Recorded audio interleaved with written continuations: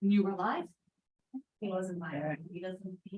I'm everyone to the Public Works Committee meeting. We'll begin by entertaining motion to approve the minutes of the previous meeting.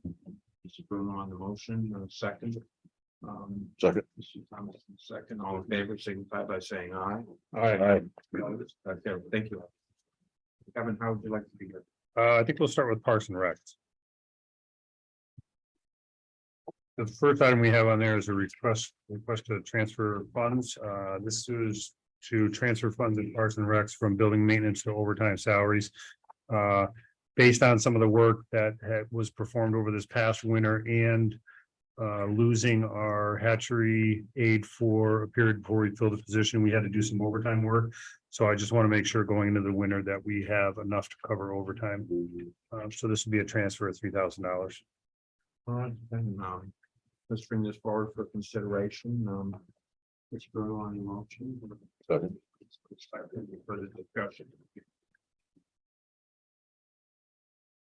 There being none, all those in favor of the transfer signify by saying aye. Aye. Opposed? Not carried. Thank you. Next item. Next item we have on there is the Thurman Connection Snowville Club. So us again to use the railroad track between Stony Creek and North Creek. This is the same agreement that we had with them last year to use the track to run snowmobiles on during the winter if there is enough snow. Bring it forward for consideration. Bramer. Oh, well, you know, I love the snowmobilers on the railroad track. Sure, I'll make that motion. And a second on that, Mr. Bruno. Thank you. Any further discussion? I do have a question. Sure. go Yeah, ahead. thanks. The snow issue, is that your determination? Somebody in DPW making that That's our determination? determination. That's correct. Same with the bike path. Okay, and then my other question was about, are there trees down in that section? No, No, it's clear. Okay, we've had and if so, as do you they recall, clear it yeah, or do we the- clear it? Rev Rail has the maintenance that if there are any trees or brush that prevent them from using the track, they must clear it. If it's something they can't clear, they need to forewarn us, and we haven't gotten any calls on anything. This is that same section? Yes. Okay, thanks. Right then. We're ready for the question. All those in favor of the contract signify by saying aye. Aye. Opposed? Not carried. Next item. Next item we have on there is a request to amend the budget, and this is to appropriate the funding that we received from the town of Bolton for the octax for up yonder. We received the funding, but we had to actually do an amended budget, and this is to amend the budget to put that in. Right then, we have a motion. Mr. Bruno on the motion. and Thomas on second. Any further discussion? All right then. All those in favor of the motion signify by saying aye. Aye. Opposed? Next item is under information for discussion and review. We have the Swede Tower roof improvements, Swede Mountain Tower roof improvements. We had a quote for the roof for $475, which would be covered by the $500 grant that we received. And the work will be performed probably within the next month. We replaced the last roof panel. This gets the Swede Tower up to, I guess I'm gonna say up to par, whether it doesn't need any more repairs beyond this. There it is. So it's like, yep, only one panel. You gotta get there. Yep. Get there and get up. All right, then you can bring this forward for consideration. Kramer, second. Thank you. All those in favor of the Yeah, it doesn't, for roof improvement. yeah, it didn't need a resolution. No, That's just information. just information. Sorry. Is that, I have a question. Is that for people to go up there? Can't remember. Are they go, Absolutely. yeah, it's, It'll be closed. I haven't done the hike It'll be yet, so, closed in September though for the hunting Hunting, season. yeah. Yep. okay. Better get up there quick then. Yeah. Take your kids. Further to the floor, anyone wishing to address the committee at this time regarding Park and Rec? Mr. Thomas? Good. Do we have any type of high rail ability to check the tracks? I'm sorry.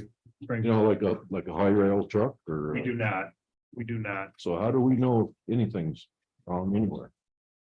Do we walk? We know because of Rev Rail. Rev Rail is using the majority of the track. So any portions of the track that there may be any issues with, they let us know. And they've been good about it. I mean, otherwise they can't take their rail bikes over the track. What about the other portions? So, There is one portion that I talked about, that I have talked about, that is washed out. That's the one where we're gonna take the railroad reserve money, put it out to bid for a contractor to come in and fix that washout in that one location. So. But that's it. Now the new RFP, and that's one of the things I was gonna discuss. We'll put out an RFP to use the entire track. And that, as part of that RFP, and if we enter into a contract with it'll be for them to maintain the track. As we have done in others in the past who have used the track. I'm just curious, I was wondering how we check it. Yep. I guess we check it with a high rail. They go through it with the Rev Rail is always requested to ask us, we want to go through it with them and take a look at any parts of the track. If Dean thinks there's any issues in any areas, he definitely will, but they are to forewarn us whether or not, and again, if there's a problem with the track. It affects them because they can't use that portion of the track. So they do let us know. Discussion. All right, let's move on to the next segment. I think that's it for Parks and Recs, and we can move into Public Works, DPW agenda. We'll move right into public work. So the first one is to approve a grant agreement with New York State DOT for the Culvert New York project, and these are the ones that I announced last month, and this is for Marshall Brook over Amsterdam Road. And the second resolution would be to establish a capital project for that same project. So 1 and 2 could go together if you wanted to do that, and it's for $1.5 million. 1.5, all right, have a motion bringing this forward for consideration, Mr. Bruno, thank you, on the second. Mr. Thomas on the second, any discussion? These are both 1 and 2. The resolution of items 1 and 2. Seeing none, the written question, all those in favor, signify by saying aye. Aye. Opposed? Okay.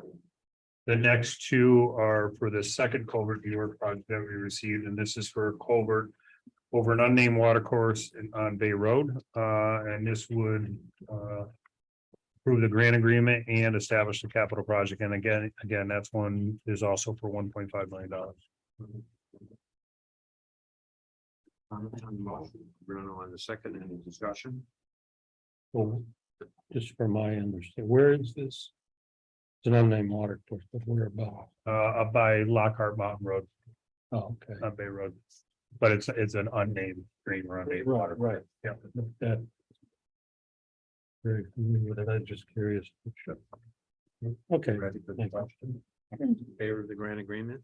And to establish the capital project, signify by saying aye. Aye. Opposed? Carried. Next item. Next item is to amend the grant, and this is the addition of right-of-way incidental funding for East Shore Road and the Johnson Road Bridge Replacement Projects over Millbrook in the town of Horton. And it's for $31,000. 31,000. This is items 5 and 6, correct? Yes, the first one is to amend grant, the second one will be to increase the capital project. No, thank you. Thank you. Next, do we have a second? We can go on the second, any discussion? All right, then we're ready for the question. All those in favor of approving items 5 and 6, signify by saying aye. Opposed? Thank you. Next item is just project update. So the first one I'm going to hand you is pictures. This is our federal aid project, which was Amsterdam Road. And I will pass that around for everybody to see. Other project going on right now is our bridges up in Johnsburg. The one bridge is open to traffic on gravel. They won't pave it until they finish the second bridge, which is right around the corner from the first. That'll be sometime in October. Quaker Road starts Sunday night, and they'll start doing the reclamation and milling and filling, and that'll continue over the next several weeks. And it should be night and day operations on those projects. As far as our bid projects in the county, from county funding and CHIPS funding, all those projects are completed, and we're just wrapping up the reconciliation of expenses and bills. And there could be some cost savings on those projects. The inspector that we had in our department this year has done a fantastic job of keeping the contractors in line, and we expect to see some savings on all those projects.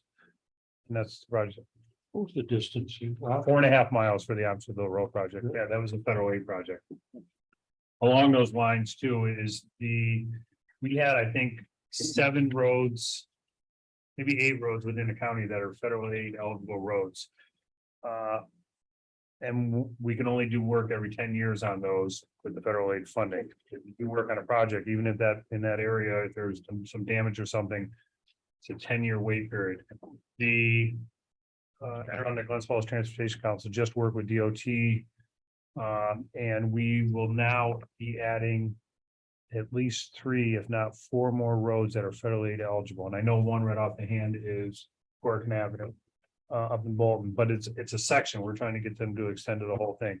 Federally aid eligible roads are typically ones that you have between major routes, such as, that one's from County Route 11 to Route 9N. Quake from 32 to 9. Significant so that if there was any emergencies or such, that would be the routes that they would travel. These new roads that are added in, they haven't completely finalized it, and I hope within the next month.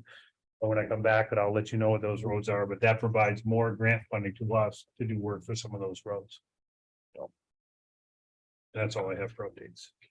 Privilege of the floor, anyone wishing to address the committee regarding Public Works? Now we have one more. We're going to solid waste next.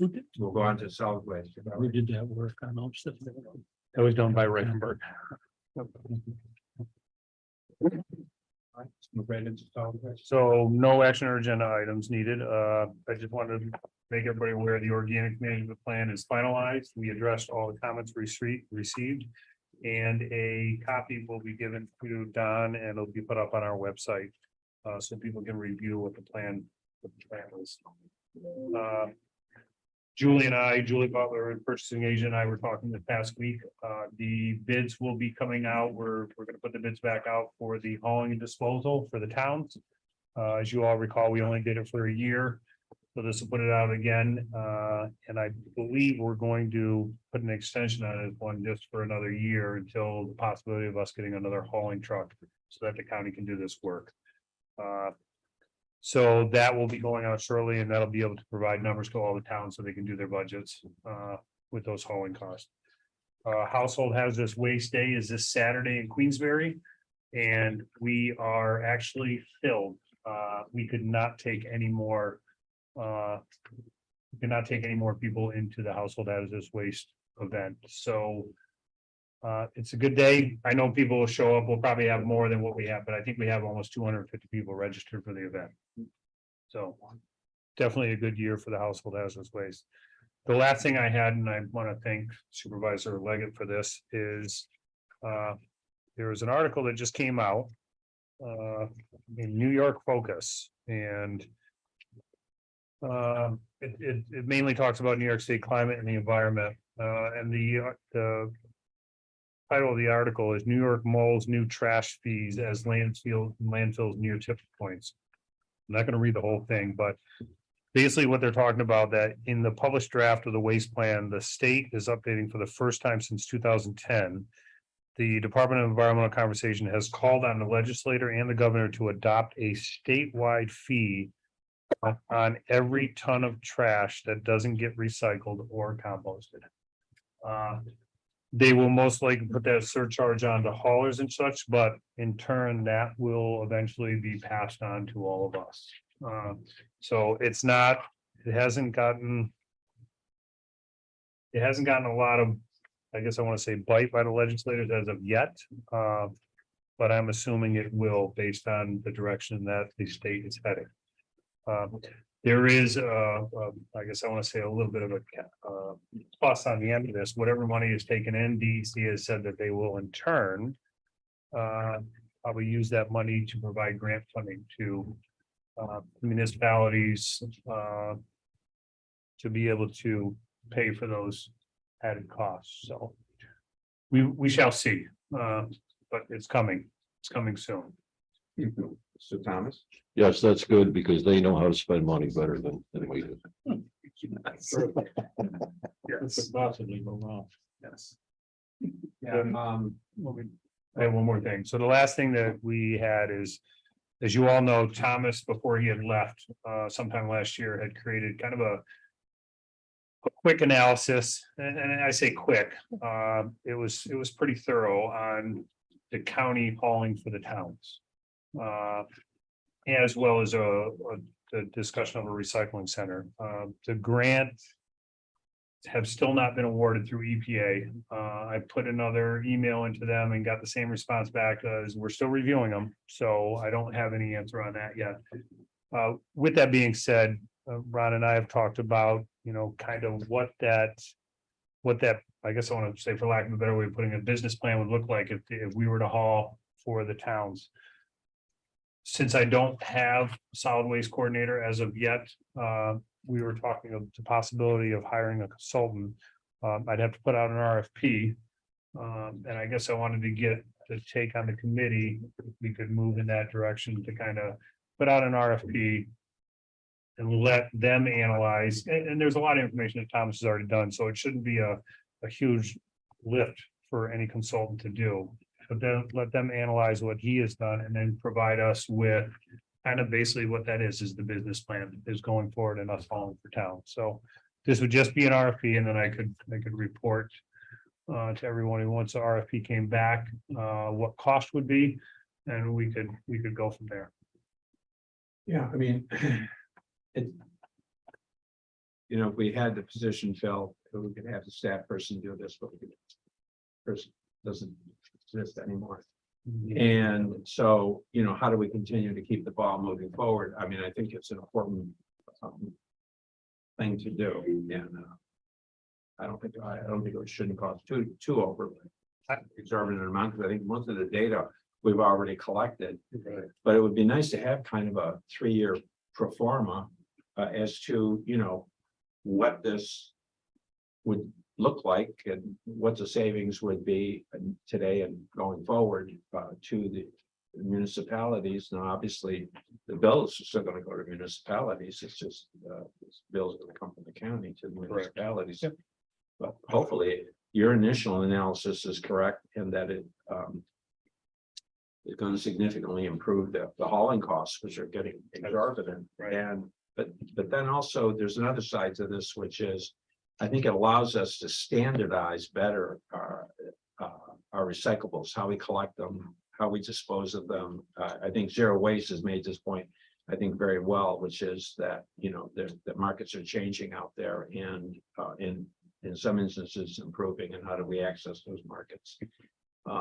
Right now, some of our collection groups things that really have to be separated to achieve market performance. So tins being put in with aluminum, that needs to be separated, that kind of thing. And so it would allow us, I think, to achieve a better standard of operations, which can be better for the environment as well. So right now we're that part of the analysis is moving forward. So your goal or anticipate, what deliverables for this RFP?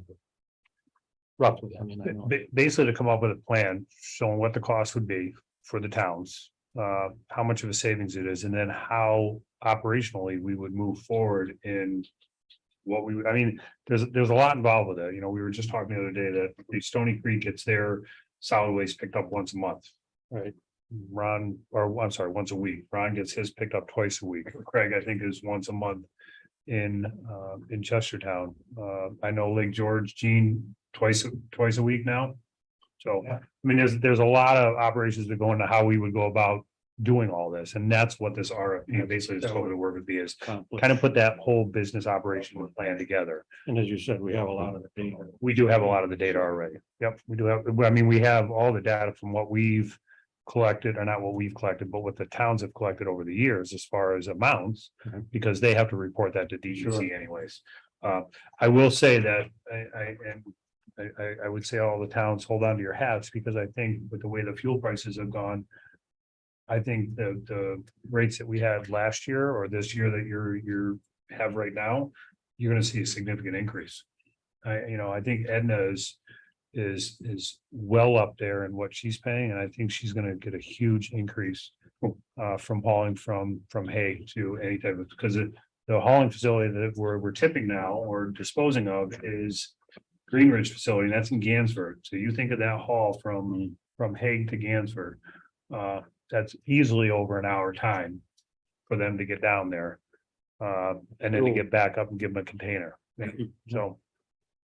I mean, the good thing about doing it, assuming it didn't cost an arm and a leg, would be it would help us validate some of our thinking, see if it's in fact correct. Yeah. Right? I mean, we think it's correct. We think it would be something we should do. Zero waste thinks it's something we should do, and I think they're correct. But then the question is, well, okay. And then on the equipment side, the capital, you've got to capitalize the equipment and the facilities, and then translate that into the plan, because that's not going to be cheap. I mean, so I think the grant was 1.5, 1.7. $1.7 million. So that's no small amount of money. So if we were to get the grant, that would really help us spring forward. But on the other hand, if we don't get the grant, then those costs are going to have to be factored in as well to the situation. And so the way I would envision, we almost like probably have scenario 1 and scenario 2. I mean, it's this range, that would be the kind of thing we're looking at. And I'd also be interested in wanting to know, how we can improve upon our markets, and changing markets. And cardboard is another example. How the cardboard's collected, what kind of cardboard, how it's stacked, how it's separated. All that's very important. And I think that the better we are at doing that, and the better guidance we have on that, the better revenue we're going to achieve, and the better impact we're going to have relative to the environment. So, so at this stage, I think all you need from the committee is just Give me the go ahead to go with the RFP. go with the RFP, and then you come back here with some proposals, and we can get a Yes. chance to take a look at them. Yep. And but I'd say to the committee members, if there's anything that you think should be part of this, Claudia, Well, I was gonna wait. if there's anything that you think should be part of this, any questions that should be part of this. Request for proposals, get it to Kevin so that we have it included. Maybe you could get a draft copy of the RFP out to everybody before you go with it, Yeah, including zero waste people, and get their input. And as I say, we've already had to have our consultants do some additional work that was originally scheduled to be done by our staff. And so this shouldn't come as any surprise. And maybe after we finish this conversation, maybe you could give us a quick update of where you think we are in filling that very important position. So what's the sense of the board? Do you want to see some RFPs on putting this plan together? And Claudia? I think one of the things that I'd like to see, and I think you touched on it, is the concept of the collection of not just the trash and recyclables, but also organic waste. If we keep that separated out and, theoretically send it to our own composting facility, we can reduce the costs of, fuel, taking it to the landfill, not to mention all the climate change benefits and environmental benefits of keeping our organics home locally. Do you think they can put that in there? I think they can, yeah. And As part, part of a plan, maybe we can't implement it all right away, but yeah, and I think as Okay. part of that, I will also add them, I think, because let's just say, for example, we had GHD who did the organics management plan, let's say they won this proposal, they've already looked at kind of grant funding that the county could use for some of this as well, so that would be part of that as well, so we can put the organics in there, and then for all of this, look at some grant funding that could be provided also as part of this. And all the participating municipalities, whoever they are, I mean, we're gonna need to know, right? Yes. And that's information we're gonna have to our boards, because we're gonna be if we're gonna be participating, we have to know what's in store here, and if we wait, we're just, I think we're gonna be right back here a month or two or three or four from now, having the same discussion. So I'd like to see it move forward without objection from anyone on the committee. I think, Kevin, you've got your go ahead to move this forward, and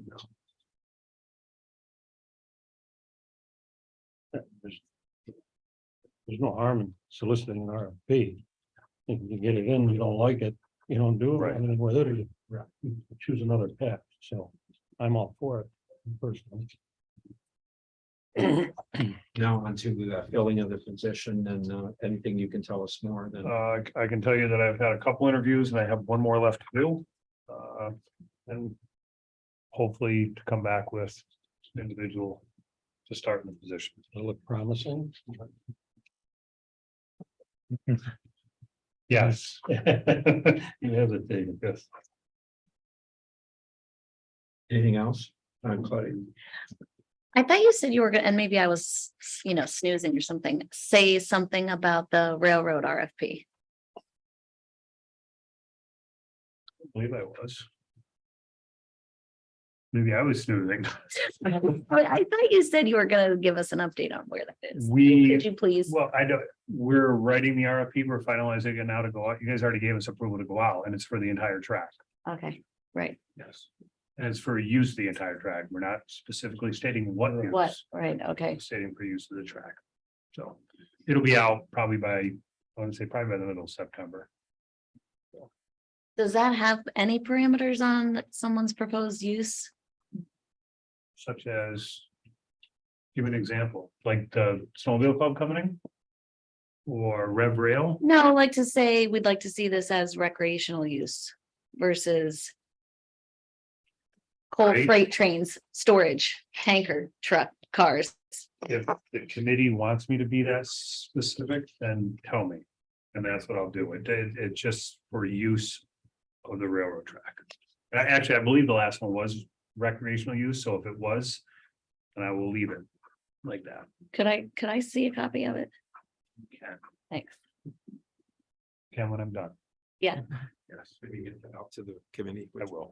Yep. Before we send it out, I'll make sure that the committee has a copy of it. And same thing with the other. Yep. Out to the committee, so we can have whatever input we want to have on this, Mr. Merlino. Yeah, that contract now. Let's say, Kevin Garrity puts in a bid to buy to use the whole track. What happens to the people that are using it right now? Like Red Bear.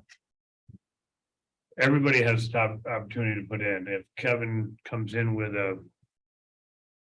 That'll be up to the committee, but if Kevin comes in with a better. Use of the track and bring more funding into the county. I mean, that's up to the board. I just don't, I'm not comfortable with that because I don't see somebody buying the rights to that track. It's not buying the Not track, buying it. right, Used to the yeah, track. use the track. And all the people that are using it now, especially Red Rail, they put a lot of money into that project. And be told they can't use it anymore. I don't think that's a good thing for us to do.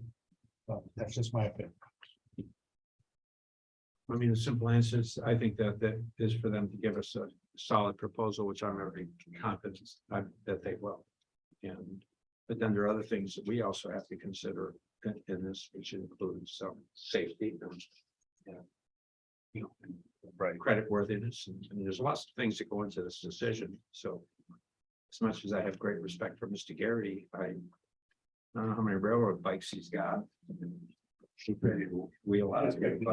In all seriousness, I agree with my colleague from Luzerne that we need to be very careful. Yeah, And agree. considering the great track record, pun intended, of the current tenant. Well, there's a lot of people that might have money to say, let's put it in there and we'll take it over. And use it for something else, maybe free, let's just, Well, then if we go, and again, if we use the recreational use, then that's not going to happen with free. So, I thought that language was in there last time. Mr. Thomas, and then Mr. Leggett, Mr. Thomas. It doesn't hurt, again, it doesn't hurt to ask. I mean, who knows, Maybe we'll ship diamonds up and down the track or something. I don't know. I agree. Adirondack Diamonds. Sorry. That's an attractive thought. I'm putting in a plug for the Warren County Comprehensive Plan. We met yesterday. And the whole idea behind the plan is to be able to come up with parameters, my term for it, to help us make these decisions. Here we have an incredible asset, 40 some odd miles of railroad track going up the Hudson River. And how do we as a body of 20 persons come up with unified with how to proceed forward on things, and on something like this, as what Supervisor from Lakewood Zern just brought up. We have a working relationship with a very good company that has invested a lot and has provided great recreational opportunity for the county. But now somebody else might come in with an idea. And I was going to say scheme, an idea that would provide more money, but they're not tested. So how do we as a board weigh out these decisions? Partnerships that have been built over time, or highest bidder, which way do we go? So that's something that this comprehensive plan in the next couple of years will bring forward to help us give context to our decision making. Thank you. Mr. Garrity. Who owns the Jahaz line? About that, Red Rail. Red Rail, so they have a vested interest in seeing the tracks utilize the whole line.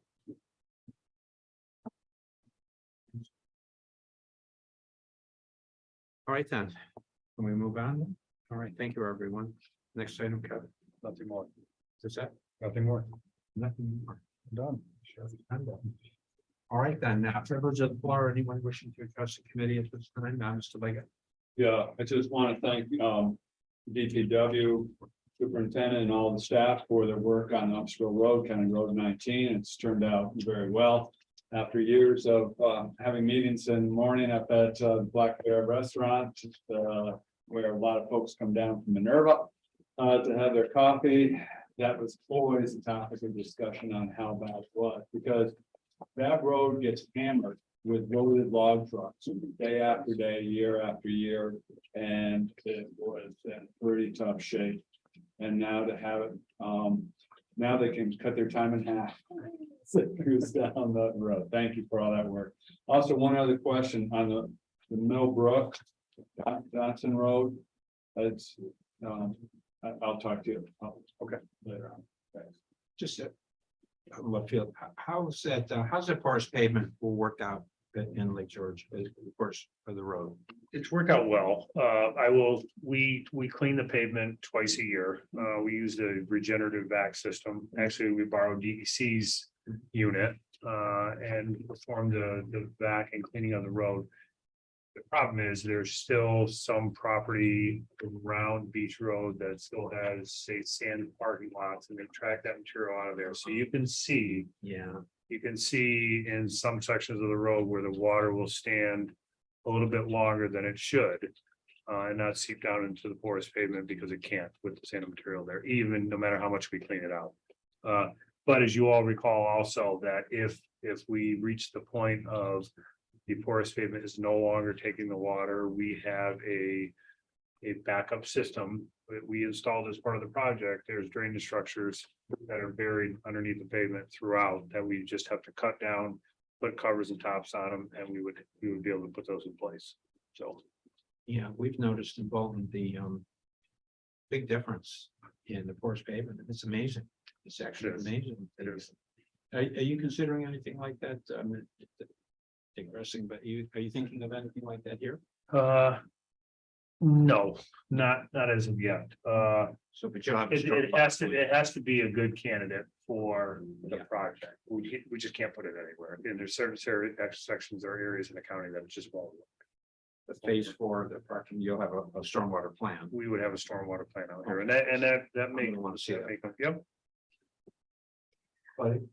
Since we're sitting here with time, I was at a presentation last week about up in the North Country about Washington County's use of brining solution. What's the status of us and our usage of brining? We're on our 4th year of using it, Claudia. I know. Oh, okay. Yeah, it's not changing. We're still using it. Okay. Yeah. We do. I had heard something that we were not totally thrilled with what was happening. The, That would be, I guess, news to me. 'Cause Okay. We have. The towns take care of 150 miles of our roads. We take care of the other 100. but we share the brining machinery or something. Well, to some degree, and some of the towns are doing their own now. Town of Lake George, Town of Lake Luzerne, Town of Queensbury. They're all doing their own. I don't think you guys are No, making your own brine yet. I think Billy's using the machine from us. we're using. But we're making our brine and we're brining the 100 miles of roads that we take care of in the winter months. And we like it. We haven't gotten to the point of using brine solution only. Because to me, it's very hard to, we've tried it. We tried it on Beach Road. We tried it on Westbrook. We tried it on roads that are flat and it just doesn't, it's not meant to melt snow. It's meant to prevent that initial bonding of snow to the road that eventually turns to hard pack. And it's we put the brine down, we don't get that hard pack and it's easy to keep the roads clean, but just to try to brine, even during a snowstorm, you can't melt that much. No, but snow. for when the conditions are acceptable for it, we're using it and in those situations, it's, We are been the premier positive. users of it more than anybody else around this area. I know, I said that, to trust me. Okay, Then yes, we are, yeah, except for Hague, we are. The real advantage is, too, is that you can get out ahead of the snow event right, and you can brine. And then- free, And then it evaporates. But when the snow comes, it reintroduces moisture, which activates it, and that's why, so you can be out 4 or Typically, 5 days. Well, we don't, we typically do 48 hours. ahead. 48 hours, 2 days, Okay. so you can be out in front of the event. That's a big advantage. okay, great, good. We are. All right, then. The motion, and privilege of the floor. A motion to adjourn. Thank you, Bernie, motion. Ms. Bramer on the second. Yeah. All in favor, signify by saying aye. Aye. Aye.